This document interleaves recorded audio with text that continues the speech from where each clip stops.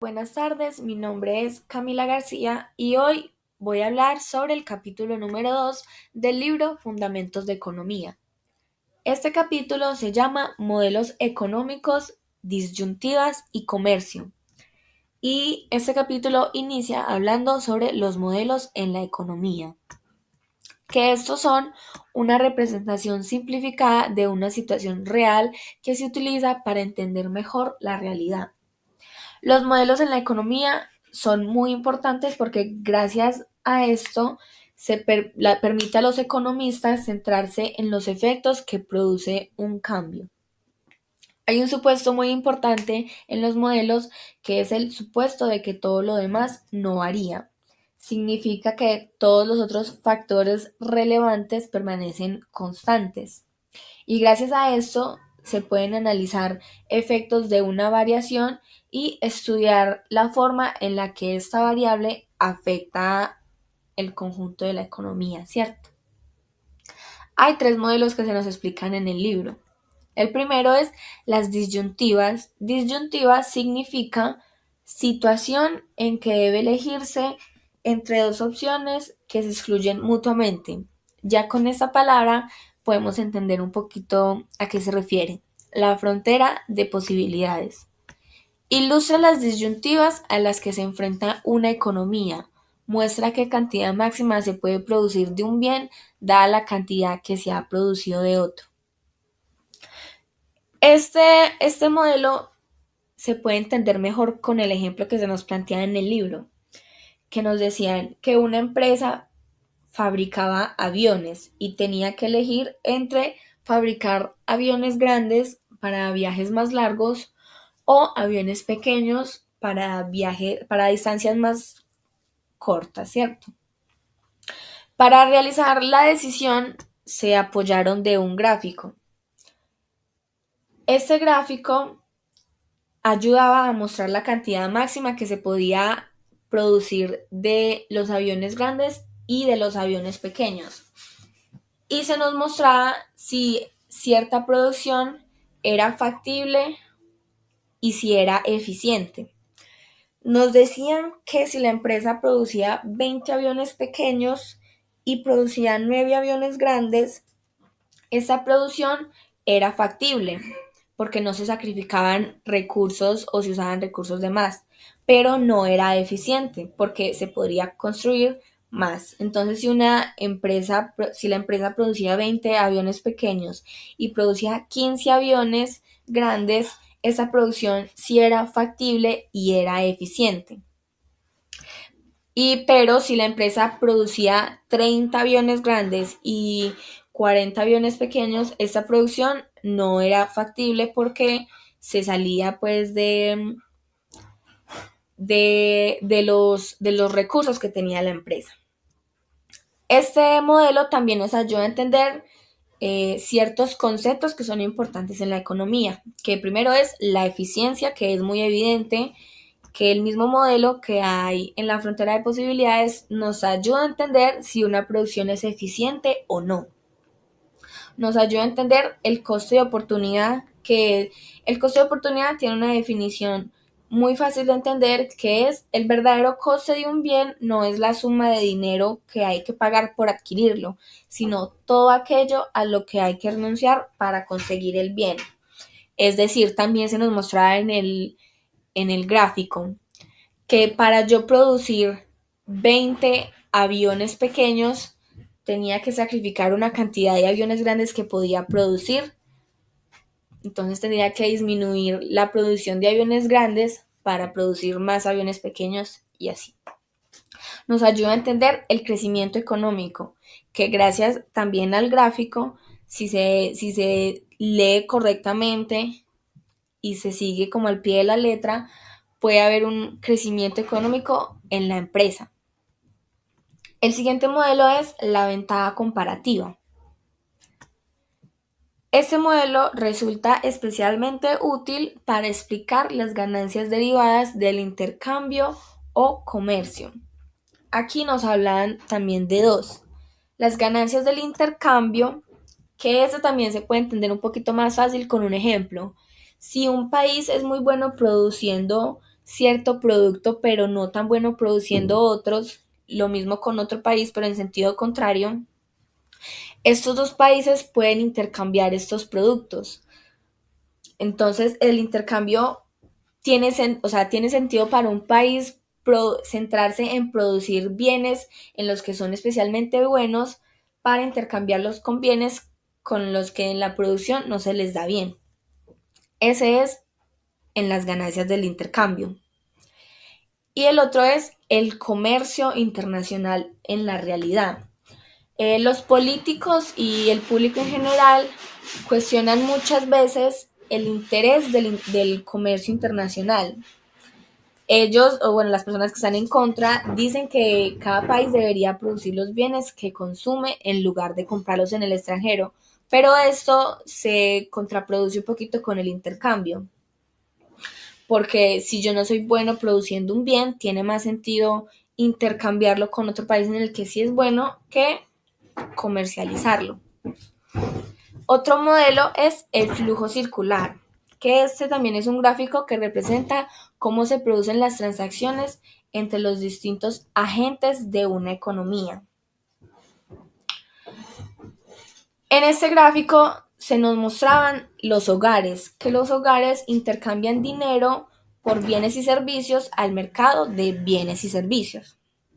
Y el mercado de bienes y servicios, de igual manera, intercambia dinero por bienes y servicios a las empresas que los producían.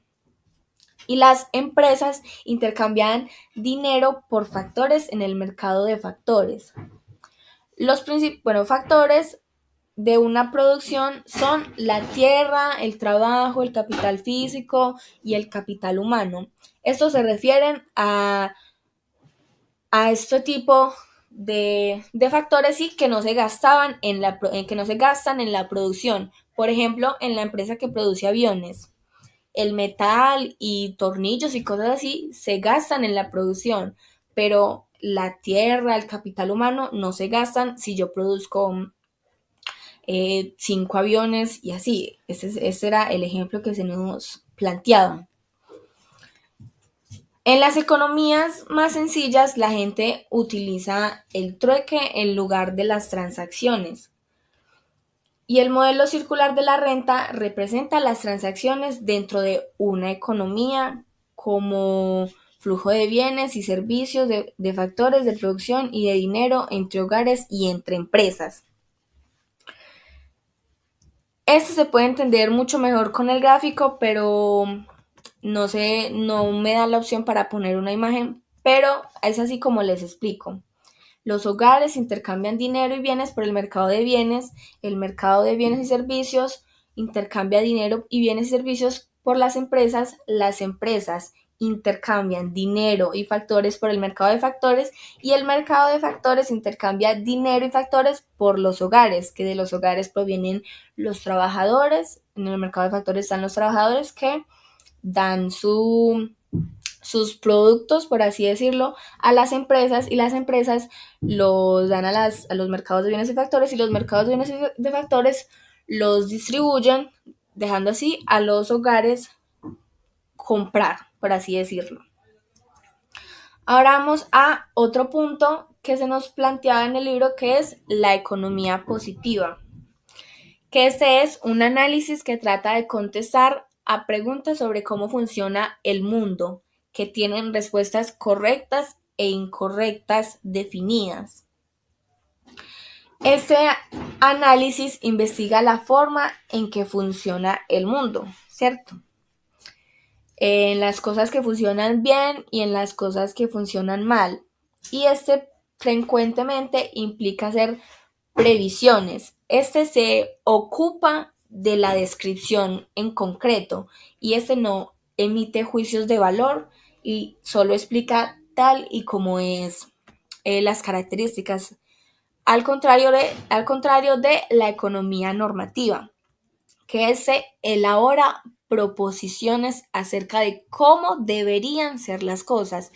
Y al contrario de la economía positiva, inevitablemente implica juicios de valor.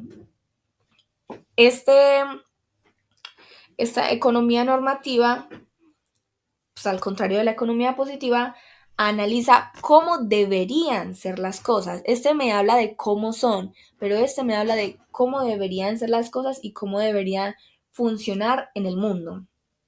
Y este, como bien dice, inevitablemente implica juicios de valor. El último punto del que se nos habla es cuándo y por qué discrepan los economistas. Primero, por las simplificaciones necesarias para elaborar un modelo, que fue lo primero que hablamos. Y la otra es, como le pasa al resto de la gente, pueden tener diferentes valores. En el libro se nos hablaba que la gente tenía una idea de que los economistas no estaban de acuerdo en muchas situaciones, pero eso no es tan exagerado como los medios hacen ver. Primero, por las implicaciones necesarias para elaborar un modelo. En los modelos no se nos habla a totalidad de qué va a pasar si ocurre un cambio en la economía. Por eso, los economistas tienden a discrepar o no estar de acuerdo porque no ven los modelos de la misma manera. Puede que uno se fije más en otros aspectos y otro en otros distintos aspectos. Por eso, esa es la primera razón por la que pueden no estar de acuerdo los economistas. Y la otra que ya es muy evidente que nos pasa a todos, que es los distintos valores. Pero en lo que quiero hacer énfasis, este capítulo, o bueno, esta parte del capítulo, que no, los desacuerdos de los economistas no son tan exagerados como lo quieren hacer los medios. Y este fue el pequeño resumen del segundo capítulo, Modelos económicos, disyuntivas y comercio. Con respecto al origen de la educación financiera, esta empieza a surgir a partir de la crisis mundial del 2008 y tiene sentido porque a medida que la economía se va volviendo más compleja y tiene más aspectos que entender, pues esta se tiene que estudiar más, se tiene que comprender más, ¿cierto? Por lo cual tiene sentido que a partir de esta crisis en la que todos se veían, digámoslo, como hundidos o afectados, tiene sentido que hayan buscado la manera de aprender y entender cómo funciona la economía. Acerca de mi conclusión con lo aprendido con este capítulo, en general sobre los modelos, no sabía que existían distintos tipos de modelos. Es algo que uno podría suponer, pero obviamente no conoce a ciencia cierta. No conocía sobre la diferencia o los conceptos de economía positiva y economía normativa, y ahora comprendo que estos conceptos se deben tomar en cuenta para poder realizar un modelo. Algo con lo que sí podría estar familiarizada eran los desacuerdos que tenían los economistas, ya que gracias a los medios que los difunden y las noticias que se vuelven virales, tiene un poquito más de visibilidad. Y ya con esto finalizo mi presentación. Espero que les haya gustado, compañeros y docentes. Me despido.